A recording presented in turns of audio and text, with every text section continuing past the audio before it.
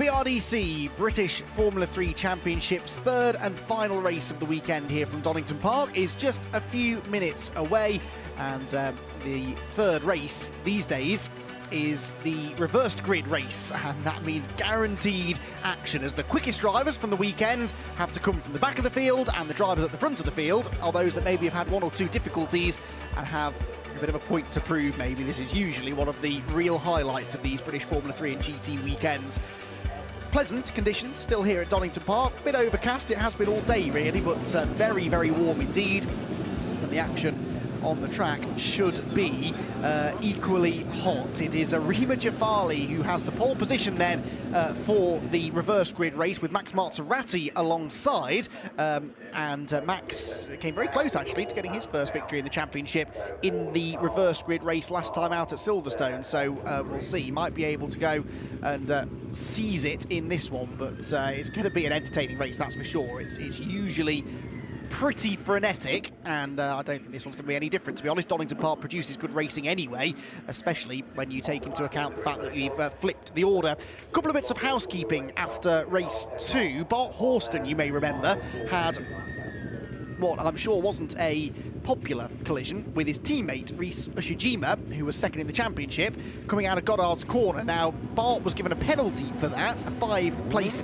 grid penalty, because it would actually seem to be a similar error in judgment to the one that he had when he collided with Mikael Grundtvig at Silverstone last time. So to sort of set the precedent, the race stewards have given him a 5-place grid penalty for this race. So Bart Horston will start from the very back of the grid behind Zach O'Sullivan, double winner so far this weekend, and Rhys Ushijima.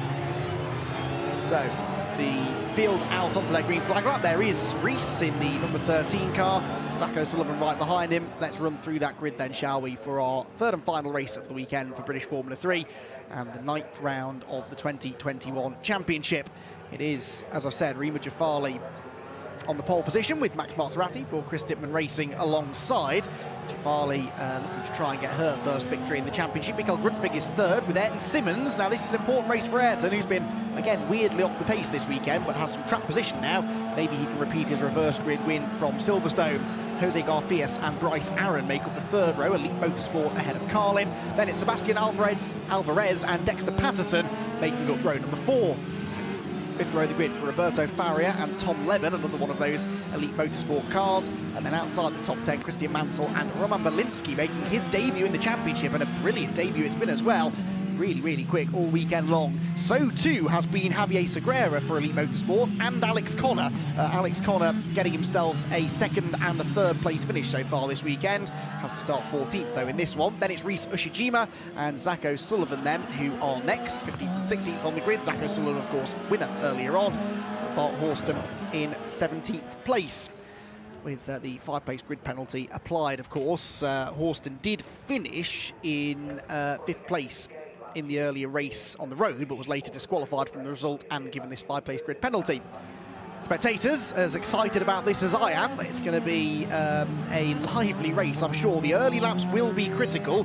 Also interesting is who's using what tyres, and a lot of drivers have used all of their new tyres already, and there's only a couple of them that have been able to put 2 fresh tyres on the left-hand side of the car. So Arima Jafali and Max Maserati both have 2 fresh tyres. So too does Ayrton Simmons, Bryce Aaron, Sebastian Alvarez, and that's it. Everybody else is on used tyres. No one has been able to save a full set of green sticker tyres, and so a lot of them are going to be on pretty old rubber in this race. I think a part of that is that there was this threat of rain at about 3 o'clock this afternoon. It's 3:45 now in the afternoon local time, so it was, according to some forecasts, supposed to be wet by now. So I guess the drivers and teams decided, well, if it's going to be wet for the last race, there's no point saving any fresh tyres. So maybe the ones that have saved them, who also happen to be generally the ones at the front of the grid, they might have played a bit of a blinder here.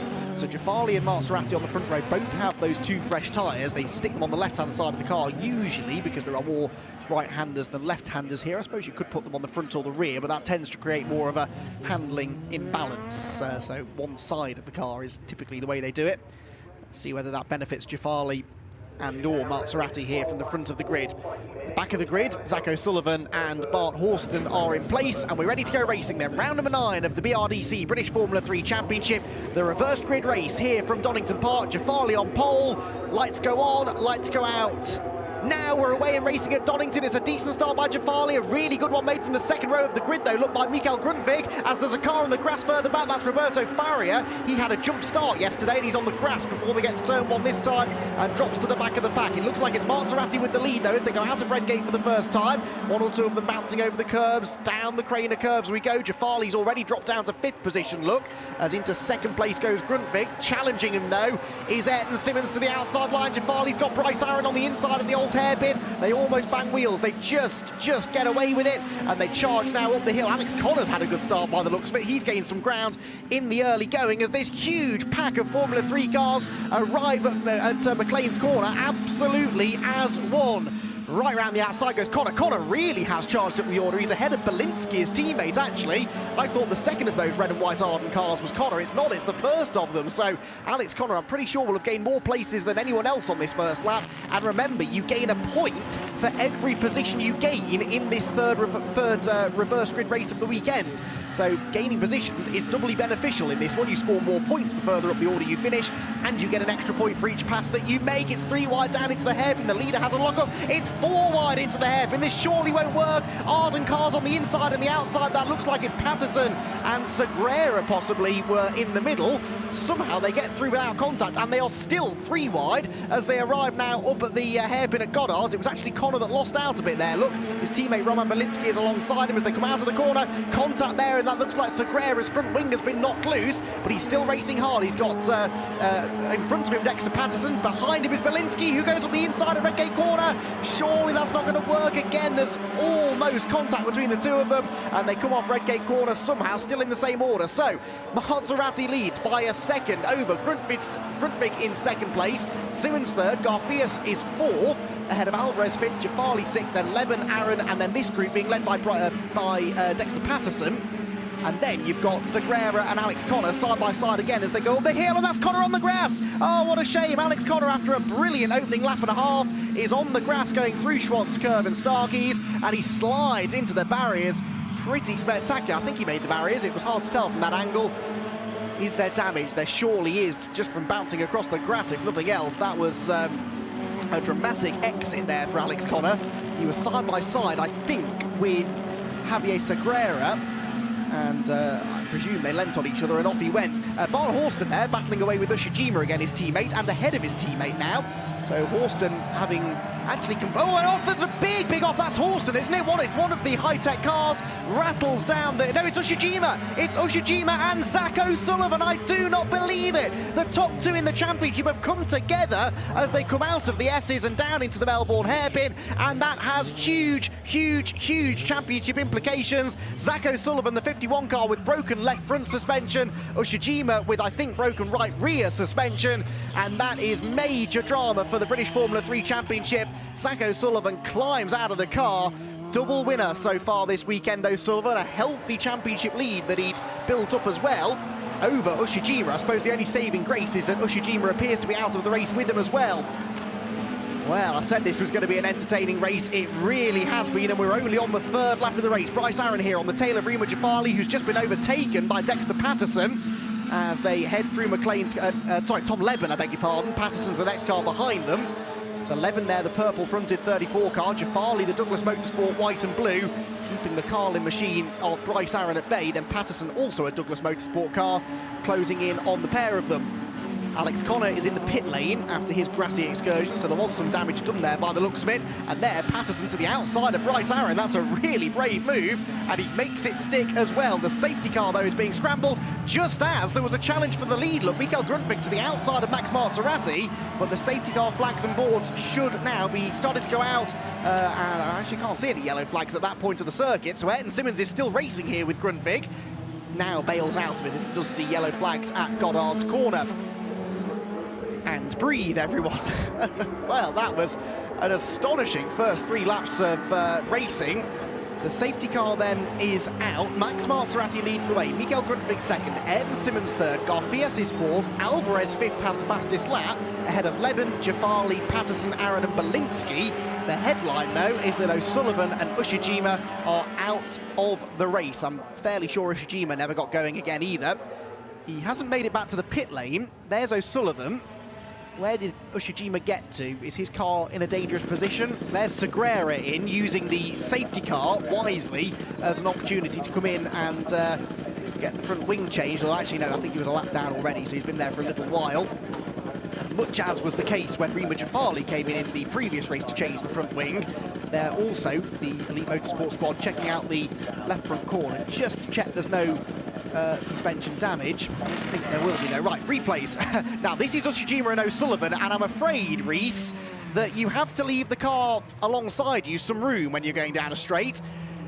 Not 100% obvious what happened from that angle. I'd like to see the head-on. There we go. I would love to know what Zach O'Sullivan was supposed to do to avoid that there. He couldn't go any further right. He'd have been on the grass himself then. And I think Zach has cause to be frustrated at that one. Ushijima's out of the race as well, yes, but no need to take O'Sullivan with him. And I think that will be discussed after the race. Of course, Ushijima frustrated, having lost all of those points in the previous race after being punted off by his teammate, and didn't want to let O'Sullivan through, but you sometimes have to learn to concede there. So here it is again, look. So Ushijima is delayed, I think, by his teammate Horston coming out of the chicane. O'Sullivan gets the run on the inside, and Reese just keeps on coming to the right. And it was from the head-on shot here, you can really see how far... I mean, O'Sullivan is virtually on the grass. He cannot go any further to the right. And Ushijima, unfortunately, fires himself off into the barriers, but it breaks the left front suspension on Zach O'Sullivan's car as well. So, safety car, I think, is coming in, actually. This is back to live... yes, this is live pictures. And that's Ayrton Simmons having a lock-up and getting sideways before he even gets back to the green flag. And so Jose Garfias almost passed him, but wasn't allowed to until they got to the start-finish line. Good restart for Maserati then. His Chris Dittman teammate Ayrton Simmons is now attacking for second place as they go through Redgate corner. Bit sideways, screech of tyres there. There's a bigger screech of tyres in the background. Let's hope everyone gets round safely. I think they have just about. Simmons pulling up alongside Grundtvig for second place. Down the Craner curve. This is Bravey sideways over the curb. Brilliant catch that from Ayrton Simmons. Somehow avoided Mikael Grundtvig's car and held on to third place. That was astonishing stuff. These cars do not like being rattled over curbs, especially at high speed with the high loads that are being put through the car at that point. They have a lot of downforce, but the downforce only carries you so far. And now that's sort of backed Garfias into Sebastian Alvarez, who gets past him actually at Coppice Corner. So Alvarez fourth, and Tom Leben will now try and come through, and I think will. And then it's Rima Jafali as well, so that's been a costly couple of corners there for Garfias, who tries to fight back. He can't do it, then he gets delayed by Leben, and Jafali goes around the outside. A brilliant move by Rima Jafali, who gets back into sixth position. Rima Jafali is a really good racer. We saw that in the previous race, but maybe it's single-lap qualifying pace that has kept her from troubling the front runners for much of the season. But these reverse grid races, we've seen some really good stuff out of her, actually. Maserati already being reeled back in again by Grundtvig. He was nearly a full second ahead of Mikael at the start of the lap. That gap is now well under half a second as they come out of Goddard's corner once again onto the sixth lap of 12 or 20 minutes if we run out of time. Grundtvig on the inside for the race lead on Max Maserati. That was a peach of a move. Maserati is elbowed out over the curbs, tries to stay with him though, side by side through Hollywood. Now we've just seen from Ayrton Simmons that this is difficult to do because Maserati will have to take to the curb, manages to keep it clean. Grundtvig's got the inside line though for the old hairpin and will go ahead. And now Max Maserati has to turn from attack to defence because here comes his teammate Ayrton Simmons up the inside of him through Starkeys. This is the inside for Schwant's curve, but the outside for McLean's corner. And after what happened to High Tech GP in the previous race, I'm sure Chris Dittman Racing are not enjoying this, and they're really not enjoying it now because Simmons is in the gravel. There wasn't contact, but certainly Maserati didn't leave him any room, and so Ayrton Simmons bounces his way through the gravel trap and drops back behind probably Bryce Aaron, which will put him in 9th place, I think, with dirt on his tyres and maybe some damage to the wing and the undertray from rattling over the gravel. So But Max Marzorati hangs on to second place then. Sebastian Alvarez is now challenging him for that second place, and then it's Tom Leben behind, who we think has gained more places than anybody else. So remember that thing I said about bonus points for every position you gain? Well, Leben is about to gain quite a few of those, I think. Tom Leben started the race 10th place and is 4th, so yeah, 6th place is gained, and he's not done yet, is he, look, because he's caught Marzorati and Alvarez pretty quickly. Leben could win this, you know, if he gets past these two quickly. I think he's got the pace to go after Grundtvig as well. There's Bryce Aaron with Roberto Faria ahead of him. Simmons actually dropped back even further, didn't he, because Belinsky and Mansell got him, so Simmons is back down to 12th place now. What a disastrous weekend for Ayrton Simmons. Really all of his hopes hinged rather on this reverse grid race, and even that's gone wrong after not a tangle with his teammate, but a close moment with his teammate that unfortunately saw him in the gravel trap. The hill we go then, into Schwann's Curve. This is the 99 car defending from Roberto Faria, who locks up and runs wide. In fact, they both run wide, and that is Faria well and truly off the road now. So through will go Bryce Aaron, through will go Roman Belinsky and Christian Mansell and Ayrton Simmons, and maybe Bart Horston by the time the number 7 car is back up to speed. So yeah, Horston now trying to go around the outside. It's not going to happen though into the braking zone at the Fogarty S's. So that was a costly error there, really, for the number 7 machine of Roberto Faria. As I said, jumped the start in yesterday's race and then fell to the back anyway, so it wasn't given a penalty, I don't think, but finished right at the back of race 1. And then had that grassy moment at the start of this one as well. So Grundtvig leads the way by a second over Marzorati, who's kind of settled back down again in second now. Alvarez 3rd, Leben 4th, hasn't been able to immediately get past either of those two, so his progress has sort of stagnated a bit now. And it's Jafali, Patterson, Garfias, that's the battle we're watching there. Garfias just ahead of Bryce Aaron, black car ahead of the blue and yellow Carlin car, with Roman Belinsky and Christian Mansell right behind as well. So a 4-car train then works its way through the old hairpin, and this is all the fight for 7th place. Alex Connor, by the way, still in the pit lane, so it looks like he's joining Zach O'Sullivan and Rhys Ushijima on the retirements list, with Javier Segura 1 lap down still. That leaves us with 13 cars on the lead lap, all contending for championship points. Aaron defending his 8th place here from Roman Belinsky, who's in the slipstream now, out of Coppice, down to the S's. It's not a super long straight this, but you will get a bit of a tow. Is he going to have a go to the inside? He's looking, he's there, but no, backs out of it. Sensible stuff there. That was only ever going to end one way. Far better to try and get the good exit from there. There was a mistake from Simmons in the background, I noticed. And so he's under pressure from Roberto Faria and Bart Horston, who both got the inside of him into the Melbourne hairpin. I think Simmons is just going to be packing up and going home here, isn't he, as soon as he can, at the end of what has been a real nightmare weekend. I did spot Alvarez and Marzorati side by side as well for second. I think Max held on to that P2. Yes, he did, but for how much longer? Because again, Alvarez pulls alongside to challenge. Onto the 9th lap of 12. Looks like we will get all 12 laps in. So 4 laps to go then in what has been an enthralling 9th round of the BRDC British Formula 3 Championship. Mikael Grundtvig looking good now for his first victory. Who will join him on the podium though, and in what order? Marzorati, Alvarez at the moment, 2nd and 3rd, with Tom Leben looking to move into the podium places. And actually Rima Jafali is catching this trio as well. Look, in the number 10 car. Defensive lines here from Alvarez, that's certainly helping Jafali catch, because they're all starting to trip over each other now, these three. And not far behind Rima is Dexter Patterson, a driver who really does want to bounce back from Silverstone, where he's had that disqualification for a bit of a fracas in the paddock. To the Fogarty Estes again then. This is letting Marzorati off the hook a bit now in second. Max has driven well in this race, in fairness to him. Struggled last year for budget, couldn't quite do the full season, had the odd appearance with Chris Dittman Racing, did Max. But committing to the full season this year, and this is exactly the kind of result that he could do with hanging on to, really. It would be his best finish, I think I'm right in saying, of the season so far.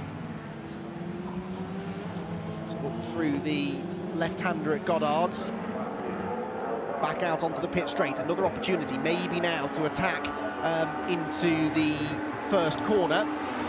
No one in this, what is now a quintet of cars, choosing to dive out of the line. Then you've got Garfias, Aaron, Belinsky, Mansell in 7th, 8th, 9th, 10th, with arguably the 5th car, Bart Horston, also part of that scrap now. Simmons has faded a long way behind them. Farrier likewise after his gravelly moment, now 13.3 seconds back and lapping very slowly on the previous laps. I think Farrier's got some issues, presumably as a legacy of the off at McLean's corner. Dare I say it then, things calming down a bit. I don't think it'll stay this way to the very end. But for Mikael Grundvig, this would be a dream end to the weekend, really. Mikael Grundvig, 16th place in the championship, yet to trouble the podium, really, even in reverse grid races. That looks like it's about to change here. Ima Jafali sideways over the curbs as she tries to keep Dexter Patterson at bay for 6th place. And there, around the outside, for 2nd place goes Alvarez on Maserati. They both run out wide, and where is Tom Leben in all of this? He's right there with them now, up alongside Alvarez, but on the outside line when they get to the Goddard's hairpin. So Maserati then should hang on to 2nd, but who's going to be 3rd? Should favour the high-tech car on the inside, although, no, Leben goes right round the outside, keeps his foot in it, even on the grass. That was brave, but ultimately was always going to end up with him losing out, because now Jafali has the run on him, and he'll have dirt on his tyres. He turns into Redgate corner, Jafali to the outside, to the inside of her goes Dexter Patterson. They come out of the corner the same way they went into it, but that was some really, really close quarters racing. Fair play to Leben. I think he saw that as his one and only chance maybe to get into the podium places. Tried to hang tough around the outside of Alvarez, but that was only ever going to end one way. The risk was that they ended up making proper contact and breaking suspension and steering and wings and things, but that thankfully was avoided. And immediately, look, Leben is right back with them after just another couple of corners. He's bridged the gap between himself and Sebastian Alvarez ahead, and he's got away from Rima Jafali to the tune of half a second or so. Down the exhibition straight then, disappointingly, there is only one more lap left in this race. Bryce Aaron here coming under threat from Roman Belinsky for 8th place as they go into the chicane, but Belinsky was never going to go around the outside, and that's Jafali in the grass. Patterson goes through, oh, and she spins across the road as well, up into the grass there as she comes out of the S's, and she is not happy with that at all, and rightly so. That was going to be her best performance of the year so far, and it looked like just well, not an unforced error. She was under a lot of pressure, but an error of hers nonetheless. Now what's going on? Belinsky and Aaron side by side. This is Belinsky for what's now 7th place, of course, after Jafali's spin. And we go on to the final lap of the race then. Maserati 2nd, 3rd for Alvarez, and Alvarez thought about chucking it up the inside there. Belinsky does more than think about it, really tries to get up the inside of Bryce Aaron, but neither of those attempted manoeuvres from the respective drivers is successful. This is the fight then, isn't it, really? Maserati 2nd, Alvarez 3rd, looks to the inside again at the old hairpin. There's no point doing that, though. You're never going to make that move stick, and it just hurts your exit speed, and it's allowing Leben now to think about attacking for 3rd again. All of this going on about 3 seconds behind the race leader. We're getting track limits penalties, though, and one of them is for Alvarez. Car number 12, Sebastian Alvarez in 3rd, 5-second track limits penalty, and Jose Garfias, the black car there, in 5th position on the road, both being served with a 5-second track limits penalty on the final lap of the race. That's really unfortunate, but track limits rules are the same for everyone, and you need to stay within those white lines, so that is going to change things then. It means that Leben is now going to be on the podium then, but of course he won't know about this. He won't have had a pit board or anything because it's only just been announced, so he's going to be attacking for 3rd on the road as if Alvarez is still very much there ahead of him. Side by side further back, Horston trying one of his customary round the outside moves, but it doesn't quite work at the Melbourne hairpin. Mikael Grundvig, though, is going to come through to take his first victory in the BRDC British Formula 3 Championship, becomes the 5th different victor of the season and wins round number 9 here at Donington Park. Max Maserati with a really great drive to 2nd place, and Sebastian Alvarez 3rd on the road, but Tom Leben from 10th on the grid is going to inherit that 3rd place. Brilliant effort that from the youngster, and it will also mean that Patterson 4th, Aaron 5th, Belinsky 6th, Mansell 7th, Horston, Simmons, they will all benefit as well because the field was so tightly bunched that a 5-second penalty for Alvarez takes him from 3rd on the road to 10th on corrected times. Also, the other one was the, no, it was Garfias, wasn't it, who also got a penalty. He's down to 11th place, so Alvarez 10th and Garfias 11th after their 5-second penalties. a typically entertaining reversed grid race from the BRDC British Formula 3 Championship, and Mikael Grundtvig will be so happy with that. The luck hasn't always gone his way this season, but Grundtvig gets the victory this time fairly easily, actually. 1.9 seconds the gap, and Maserati, had he not had to defend so robustly from those behind, might have been able to challenge him, but in the end it is Grundtvig that wins, with Maserati second and Tom Levin inheriting third after a time penalty for Sebastian Alvarez. Dexter Patterson fourth, Bryce Aaron fifth, Roman Belinsky sixth ahead of Christian Mansell, Bart Horston from the back to eighth ahead of Ayrton Simmons from the front to ninth, then Sebastian Alvarez 10th after his penalty, Garfiers 11th after the same penalty. Roberto Faria was 13th after an off, Rima Jafali was 14th after a spin, and Alex Connor was out of the race after going off through Starkey's corner. In fact, Jafali was also a retirement officially. The two most notable retirements, though, Zach O'Sullivan, championship leader, Rhys Ushijima, second place in the championship, and that's, OK, there are fewer points available for race 3 because it's a reversed grid race, 20 points for a win rather than 35, but they've still lost points to the drivers that I was saying only a few hours ago really needed those two to have a bit of misfortune. So as the cars head back to the paddock then, we can reflect on what was an absolutely thrilling third race of the weekend for the British Formula 3 Championship then, to round out their weekend's racing. It's been an entertaining weekend all round, actually. 3 good races, but the reverse grid race, as ever, was the highlight. Speaking of highlights then, it was a great start actually from pole position by Jafali, but an even better one by Mikael Grundtvig, the 43 car going with Max Maserati into second place into the first corner. Roberto Faria was on the grass right from the get-go, his second poor start of the weekend. That unfortunately would put him in even more trouble a bit later on in the race. They all made it cleanly through the first corner, and indeed through the Melbourne hairpin on lap 1, which was something of a surprise given the fact they were 4 wide when they arrived at the braking zone and 3 wide coming out of the corner. There was contact though, I'm afraid, for Javier Segura, that dislodged the front wing, and then contact with Alex Connor, who was sent flying off onto the grass. It's very bumpy over there, it did a lot of damage to the car. He was out of the race. So too were the top 2 in the championship though, after Rhys Ushijima turned across the nose of Zach O'Sullivan, putting them both out of the race and bringing out the safety car. Just as the safety car was coming out, Ayrton Simmons was challenging Grundtvig for second. When the race restarted, he tried it again, had a big moment over the curves at the Crater Curves, somehow held onto the car and third place in the race. Sebastian Alvarez then came up to challenge for second position after there'd been an off for Ayrton Simmons at this part of the circuit, where Roberto Faria also found himself in the gravel through the second half of the race. Tom Levin was the man on the move, 10th on the grid, challenging for third through much of the second half of the race as he attacked Alvarez, though Alvarez was also attacking Maserati for second. He couldn't get through, and in his attempts to get through, exceeded track limits once too many times and got a 5-second penalty. Rima Jafali was furious with herself for a spin coming out of the chicane on what looked like being her best performance of the season. Mikael Grundtvig escaped all of the action behind, though, to take victory in round number 9 of the BRDC British Formula 3 Championship, the 5th different winner of the year, and his first ever victory in the championship.